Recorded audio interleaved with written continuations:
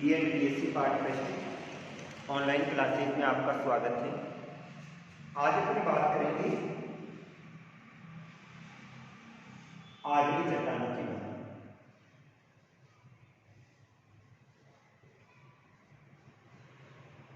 यानी पिछले अध्याय में अपन ने आग्नेय चट्टानों की विशेषताओं का अध्ययन किया था, अर्थात आग्नेय शब्द जो कि लैटिन भाषा के इग्निस शब्द से बना हुआ है और इग्निस का तात्पर्य होता है आगे आग्नेय होता है, अर्थात इनका निर्माण किसके द्वारा हुआ है? ज्वालामुखी से निकले हुए लावा के द्वारा।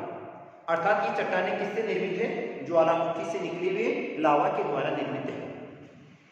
सबसे पहले इन्हीं चट्टानों का निर्माण हुआ था, इस कारण से इनको क्या कहा जाता है? प्राथमिक चट्टान भी कहा जाता है। ये वाली चट्टानें कठोर होती है, जोड़ भी नहीं पाए जाते, रंध्र भी नहीं पाए जाते, नसलियां पाई जाती है, अतः इनमें जल प्रवेश नहीं करता है। और जब जल प्रवेश नहीं करता है तो न तो इनमें अपक्षय की क्रिया होती है और न ही इनमें अपर्दन की क्रिया होती है। इनमें जीवों के अवशेष भी नहीं पाए जाते। अब है आग्नेय चट्टानों का वर्णन।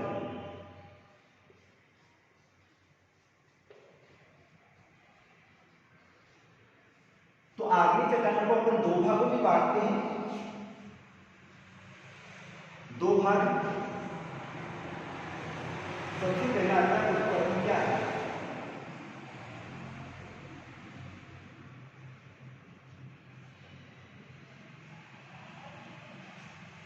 और दूसरा आता है रासायनिक संरचना क्या है।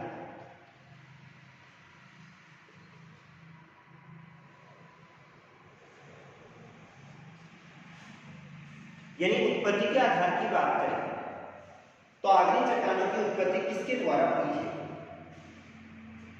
आग्नेय चट्टानें जिनका निर्माण ज्वालामुखी से निकले हुए लावा के द्वारा होता है, अर्थात धरातल के नीचे वाले भाग से मैग्मा की उत्पत्ति होती है। जब मैग्मा धरातल के नीचे से ऊपर की ओर आता है तो ऊपर वाले भाग में विभिन्न प्रकार की चट्टानें पाई जाती है। कुछ क्षेत्रों में कठोर चट्टानें पाई जाती हैं और कुछ क्षेत्रों में कोमल चट्टानें पाई जाती हैं। जिन क्षेत्रों में कठोर चट्टानें पाई जाती है वो लावा को ऊपर नहीं आने देती और लावा नीचे ही जमा हो जाती है। कुछ क्षेत्रों की स्थिति ये पाई जाती है, भाई लावा कहाँ आ जाता है? ऊपर वाले भाग पर आ जाता है और ऊपर आकर जमा हो जाता है। इस आधार पर इसको दो भागों में बांटा जाता है।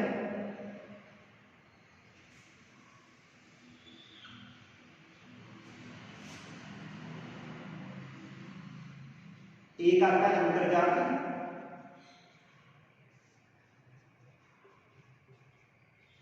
आग्नेय से और दूसरा आता है बहिर्जात आग्नेय से। यानी लावा का जमाव कहां पर हो रहा है? जैसे ही धरातल के नीचे वाले भाग से लावा निकलकर ऊपर की ओर आता है, ऊपर की ओर आने वाले लावा का जमाव कौन से क्षेत्र में हुआ? धरातल के नीचे वाले भाग में हुआ है, जब तो कौन सा हो जाएगा? अंतर्जात आग्नेय शैल हो जाएगा। और धरातल के ऊपर आकर प्रकट हो जाती है तो उसे क्या कहा जाता है? बहिर्जात आग्नेय शैल। अंतर्जात आग्नेय शैल किसे कहा जाता है? जब जैसे ही ज्वालामुखी से लावा पदार्थ धरातल के ऊपर की ओर आने की कोशिश करता है, लेकिन ऊपर वाले भाग में कठोर चट्टानें पाए जाने के कारण से लावा ऊपर नहीं आ पाता है और लावा नीचे ही जमा हो जाता है। लावा के नीचे वाले भाग में जमा होने से निर्मित चट्टानों को क्या कहा जाता है? अंतर्जात आग्नेय शैल कहा जाता है। अब इस लावा का जमाव कहां पर हो रहा है? इस आधार पर इसको दो भागों में बांटा जाता है।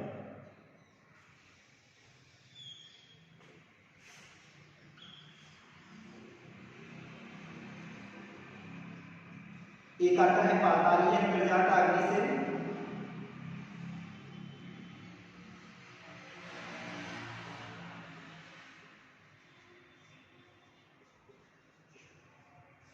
और दूसरा आता है मध्यवर्ती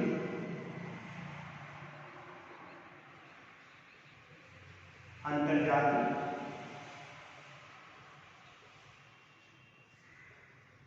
आग्नेय सेल। अंतर्जात आग्नेय सेल का मतलब होता है जब धरातल के नीचे वाले भाग में लावा पदार्थ जमा हो जाता है और उसके कारण से निर्मित आग्नेय चट्टानों को क्या कहा जाता है? अंतर्जात आग्नेय सेल कहा जाता है। जमाव की जो क्रिया है वो एक तो बिल्कुल नीचे वाले भाग में हो रही है या थोड़ा सा ऊपर आकर हो रही है, अर्थात पृथ्वी के नीचे वाले भाग में हो रही है, जब तो इसको कहा जाता है पातालीय अंतर्जात आग्नेय सेल।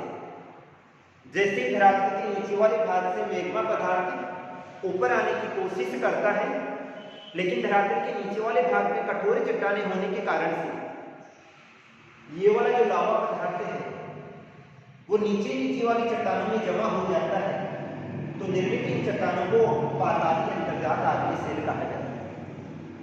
अब ये वाली सेल बिल्कुल नीचे पाई जाती है, अर्थात बिल्कुल ही नीचे वाले भाग में पाई जाती है। अब वहां की स्थिति क्या पाई जाती है? वहां धरातलीय भाग पहले से ही गर्म रहता है और धरातलीय भाग पहले से ही गर्म रहने के कारण से लावा के ठंडा होने की प्रक्रिया धीमी गति से होती है, अर्थात लावा बिल्कुल मंद गति से ठंडा होता है। और जब वहां पर लावा बिल्कुल मंद गति से ठंडा होता है, इसका मतलब उस चट्टानों के जो रवे हैं या जो कण हैं वो बड़े पाए जाते हैं। क्यों? क्योंकि ठंडा होने में समय क्या लगता है? अधिक लगता है। इसके बाद में आ जाते हैं, जैसे इसका उदाहरण हो गया ग्रेनाइट।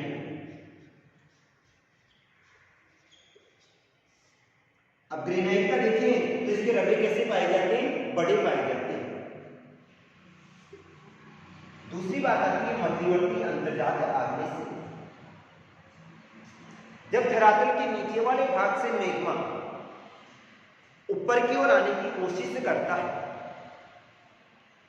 लेकिन ऊपर वाले भाग में कठोर चट्टानें पाई जाती है, अतः धरातल के बीच वाले भाग में अगर कोई जोड़ पाए जाते हैं या कोई रंध्र पाए जाते हैं या किसी प्रकार की संधियां पाई जाती है, अर्थात कोई भी किसी भी प्रकार का अगर रिक्त स्थान उपलब्ध हो जाता है, तो मैग्मा उसी रिक्त स्थान में जमकर ठोस रूप धारण कर लेता है। इस प्रकार निर्मित इस आकृति को मध्यवर्ती अंतर्जात आग्नेय सेल कहा जाता है। अर्थात लावा का जमाव कौन से भाग में हो रहा है? बीच वाले भाग में हो रहा है। अब मध्यवर्ती अंतर्जात आग्नेय सेलों का अध्ययन करें तो इसमें फैकोलिक आती है,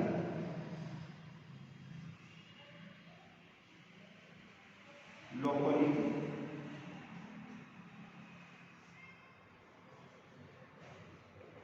बैथोलिक,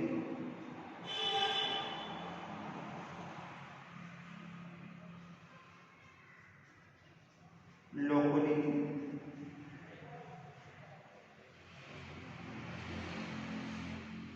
सील और डाई। यानी विभिन्न प्रकार की स्थलाकृतियों का निर्माण होता है। ये स्थलाकृतियां किस प्रकार से जमती है? तो इसके कारण से फैकोलिक का निर्माण होता है, लोकोलिक का निर्माण होता है, बैथोलिक का निर्माण होता है, लोकोलिक का निर्माण होगा, सील का और डाई का निर्माण होता है। सबसे पहली बात आती है फैकोलिक। जब ज्वालामुखी का उद्गार होता है और इस ज्वालामुखी के उद्गार के कारण से चट्टानों का भाग कभी ऊपर जाता है और कभी नीचे आता है, अर्थात मोड़दार चट्टानों का निर्माण होता है। इन मोड़दार चट्टानों का अध्ययन करें तो ये वाला भाग ऊपर की ओर चला गया तो ये होगी अपर नदी, और ये वाला भाग नीचे की ओर है तो क्या होगी? अभिनदी। जब इन मोड़दार चट्टानों में अपनति हो रही है और अभिनति हो रही है, इससे अपनति और अभिनति के कारण से चट्टानें कभी तो कहां जा रही है? ऊपर जा रही है और कभी कहाँ जा रही है, नीचे आ रही है। ऊपर जाने को अपनति कहा जाता है, नीचे आने को क्या कहा जाता है, अभिनति कहा जाता है। इस प्रकार निर्मित स्नाकृति को क्या कहा जाता है, फैकोलित कहा जाता है। अर्थात ज्वालामुखी उद्गार के समय जब मोरदार पर्वतों की अपनति होती है और उनकी अभिनति होती है तो निर्मित चट्टानों को क्या कहा जाता है, फैकोलित कहा जाता है। अपनति और अभिनति। इसके बाद में आता है लोकोलित। लोकोलित का निर्माण क्या होता है, लोकोलित का तात्पर्य होता है छिछली बेसी। लोकोलित का तात्पर्य क्या होगा, छिछली बैसी। अर्थात जब तस्तरीनुमा आकृति का निर्माण होगा तो इसको क्या कहा जाता है, लोकोलित।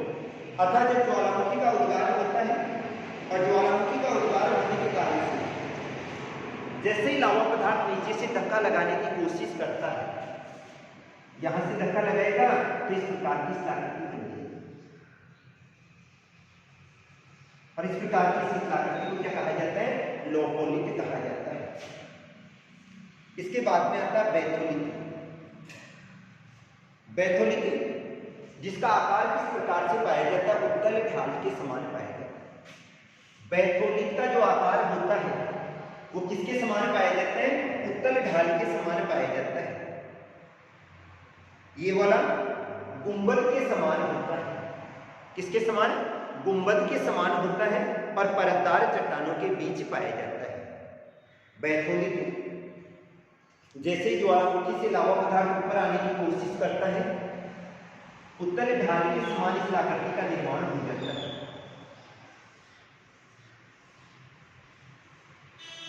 इस प्रकार की आकृतियों का निर्माण अधिकांशतः परतदार चट्टानों के मध्य वाले भाग में होता है और ये वाली सैकड़ों फीट तक पाई जाती है। अर्थात ये किसके समान होती है, एक मुड़ी हुई चाप के समान होती है। किसके समान है, मुड़ी हुई चाप के समान होती है। इसके बाद में आता है सील।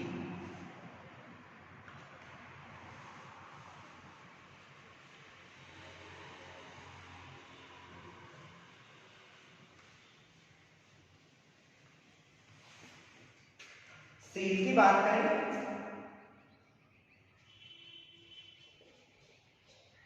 जैसे धरातल के नीचे वाले भाग से लावा पदार्थ ऊपर आने की कोशिश करता है और जहां पर परतें पाई जाती है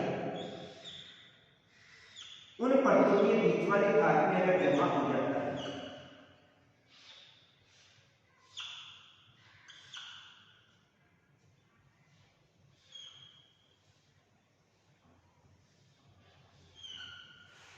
तो इस प्रकार की आकृति को क्या कहा जाता है, सील कहा जाता है। मोटी अगर इस आकृति का निर्माण होता है जब तो उसको सील कहा जाता है और अगर बिल्कुल पतली इस आकृति का निर्माण होता है तो फिर उसे क्या कहा जाता है, सील कहा जाता है। जैसे ही धरातल के नीचे वाले भाग से लावा पदार्थ ऊपर आने की कोशिश करता है और मोटी परतों के रूप में जमाव हो जाता है। मोटी परत के रूप में जमाव हो गया जब तो सील कहलाता है और अगर पतली परत के रूप में जमा हो गया फिर उसको क्या कहा जाता है, सीट कहा जाता है। इसके बाद में आता है डाई।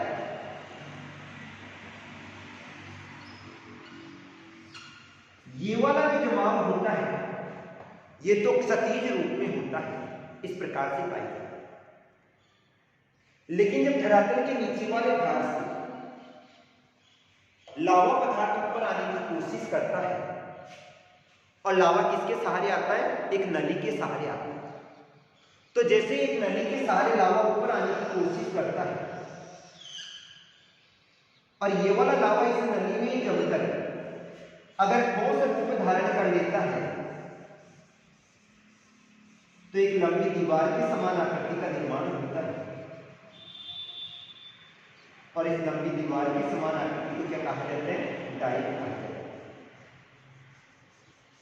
जब धरातल के नीचे वाले भाग से लावा पदार्थ ऊपर आने की कोशिश करता है लेकिन उसको कहीं भी जगह उपलब्ध नहीं हो पाती है और लावा पदार्थ उस ज्वालामुखी की नली में ही जमकर ठोस रूप धारण कर लेता है। तो इस प्रकार निर्मित इस आकृति को क्या कहा जाता है? डाइक कहा जाता है। तो ये तो थी अंतर्जात आग्नेय से। इसके बाद में आती है बहिर्जात आग्नेय से। जैसे ही धरातल की नीचे वाले भाग से ऊपर की ओर लावा आने की कोशिश करता है, लेकिन ऊपर वाले भाग में कठोर चट्टानी नहीं होने के कारण से ये लावा पदार्थ नीचे वाले भाग से निकलकर कहां आ जाता है? ऊपर आ जाता है और ऊपर आकर जमकर ठोस रूप धारण कर लेता है, जिसके कारण से अगर लावा पदार्थ गाढ़ा होता है जब तो पर्वतों का निर्माण होगा या पठारों का निर्माण होता है, और लावा पदार्थ अगर बिल्कुल पतली अवस्था में पाया जाता है तो धरातल के ऊपरी भाग पर फैल जाता है और उसके कारण से समतल मैदानी क्षेत्र का निर्माण होता है, जो कि कौन सी? काली मिट्टी के मैदानी क्षेत्र होते हैं। तो लावा पदार्थ अगर धरातल के ऊपर आकर जमा हो जाता है तो इसे क्या कहा जाता है? बहिर्जात आग्नेय क्षेत्र कहा जाता है। इसके बाद में आता है रासायनिक संरचना। अब रासायनिक संरचना की बात करें तो आग्नेय चट्टानों में सिलिका की मात्रा पाई जाती है और सिलिका की मात्रा के आधार पर इन्हें 4 भागों में बांटा जाता है। सबसे पहली आती है अम्ल प्रधान,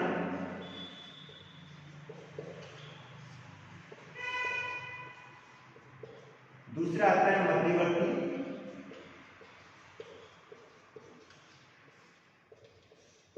तीसरा आता है बेसिक और चौथा आता है अल्ट्रा बेसिक। यदि संपूर्ण पृथ्वी के धरातलीय भाग का अध्ययन करें तो पृथ्वी के धरातलीय भाग में सिलिका की मात्रा पाई जाती है और सिलिका की मात्रा के आधार पर आग्नेय चट्टानों को 4 भागों में बांटा जाता है: अम्ल प्रधान, मध्यवर्ती, बेसिक और अल्ट्रा बेसिक। अम्ल प्रधान में सिलिका की मात्रा होती है 70 से लेकर 85। दूसरा आता है मध्यवर्ती यानी बीच की श्रेणी की पाई जाती है 60 से लेकर 70 पाई जाती है। इसमें 45 से 60 पाई जाती है और इसमें 45 से कम पाई जाती है। तो रासायनिक संरचना के आधार पर यानी सिलिका की मात्रा के आधार पर चट्टानों को 4 भागों में बांटा जाता है: अम्ल प्रधान, मध्यवर्ती, बेसिक और अल्ट्रा बेसिक। अम्ल प्रधान में सिलिका की मात्रा 70 से 85, मध्यवर्ती में 60 से 70, बेसिक में 45 से 60 और अल्ट्रा बेसिक में 45 से क्या पाई जाती है? कम पाई जाती है। ये तो था आग्नेय चट्टानों का वर्गीकरण। आज के लिए इतना ही। Thank you.